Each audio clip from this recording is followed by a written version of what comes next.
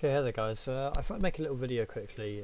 It's another FSX tutorial video. I'm going to show you how to do multiple things. Okay, so the first thing I'm going to show you how to do is how to open certain doors on the aircraft. Now there's three doors, in most aircraft there's three doors you can open. First of all, you can open this door, the front door, the one closest to the cabin, the emergency exit door, the backup kind of passenger entry door on the rear here by the rudder, like on the orange section of the plane, and then there's the cargo doors, which are on the right hand side of the plane. Obviously it depends on what aircraft, but in this case on my Airbus A321, there on the right hand side there's two. So first of all, you can open the front cabin door by holding shift and pressing E, and that just opens that door, and you can close it again by doing shift E. Now I have the parking brake on and the engine's off at the moment, but you can do it when the engines are on. You can even do it when you're in the air, but obviously that's not realistic, so yeah. And you can also open the rear door by holding shift and then pressing E and 3. Yeah, E and 3. And oh, hang on, just close that. Oh, hang on. Yeah, you hold shift, press E, release both them, and then press 3 after, and then that opens the rear door. And you can do the same thing again to close it. And then to open the cargo doors, it's shift. It's the same with shift E and 3, but shift E and 2. So shift E and then 2 after, and it opens these doors. And yet again the same to close it. Now some freeware aircraft, it's pretty cool when you have the cargo doors open. There's like a little animation. If there's a luggage car next to the jetty here, then it will sometimes come up to the aircraft and start loading luggage in, which is pretty cool. And some freeware aircraft have an automatically built-in kind of animation thing, so when you open the cargo doors these things appear and they start loading the luggage in, which is pretty cool. So yeah, well, that's that. Now also, that's all well and good opening the doors and stuff, so you have all the doors open, and say we wanted to attach the jetty. Now all you do is hold control and press J and the jetty will attach. There has to be a jetty there. If you press control and J, if there isn't a jetty there, it won't appear or anything. So make sure there's a jetty here. See, it's moving on its way now. Make sure you're like relatively close to it, so like about, if your aircraft's really big, if it's a 747 or an A380, the jetty will stretch to it. It will just be unrealistic because it will have gaps, because it's just, it's a game. It just picks whatever it thinks right.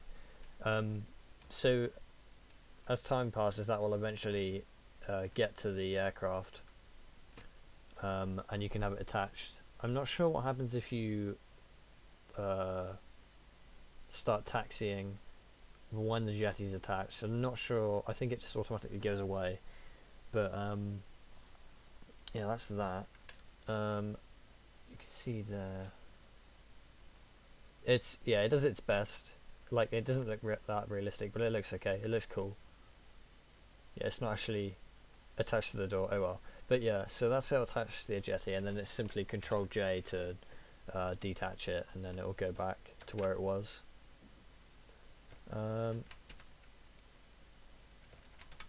Yeah, I'll just close everything again. Now another thing people have wanted to know, and people don't usually know how to do it, is how to move yourself around in the cabin. It's not like WASD controls, but you can actually change the angle of your viewpoint from the pilot. If you hold, oh no, it's not that.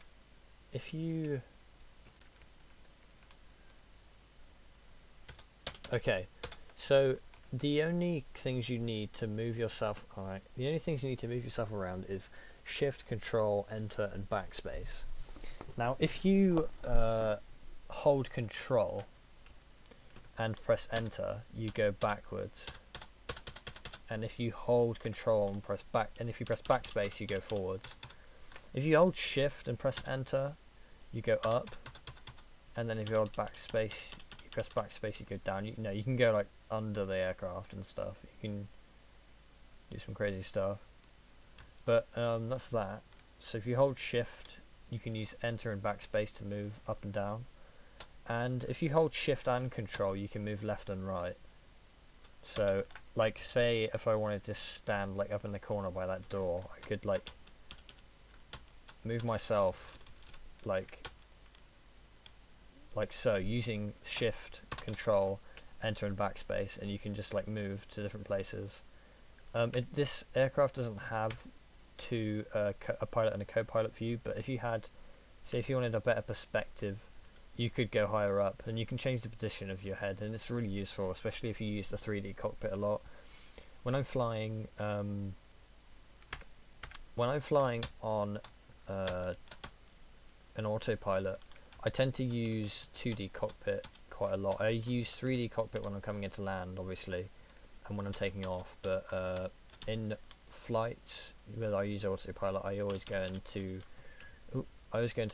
2D cockpit because I just find it easier to press the buttons, because if the airplane's moving around, it's quite hard to press certain buttons in 3D cockpit view, and it's just easier like 2D cockpit. What else was I going to show you how to do? Oh yeah, and one last thing. When normally you get pushed back. Alright, so when you push back, say you start, so I'm starting the engines now, yeah. Say you want to get pushed back. Now most people, well, not most people, but some people don't know how to do this, but some people just go ahead and use reverse thrust, and that's what you don't do. That's what you're not supposed to do. So you can do this when you're starting the engines, but if you press Shift P and release the parking brake, there should be a thing that comes and pushes you back, but there isn't at the moment. If there isn't one there, it will do it anyway. But if you hold Shift and P, it pushes you back. And the funny thing is about this is you can go ahead and put full throttle and you don't move, like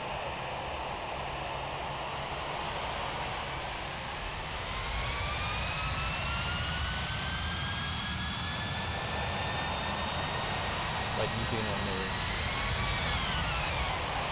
But yeah. And then when you hold Shift and press P again, it will stop, like so. And it will just stop pushing you back and come to a stop. And that's that really. That's all I have to show you guys for this video. I'll be doing more FSX tutorials. Yeah, I've kind of gotten a bit into FSX a bit more. I haven't really been doing FSX videos for like a year. But yeah, so I hope you guys enjoyed, hope this helped. I made this because I haven't really found any videos on the internet that show you how to do it, or very detailed videos, so I thought I'd make one myself. I hope it helped you guys out, and I'll see you guys in another one of my FSX videos, if I do one soon, and in some of my other FSX tutorials. Okay, thanks.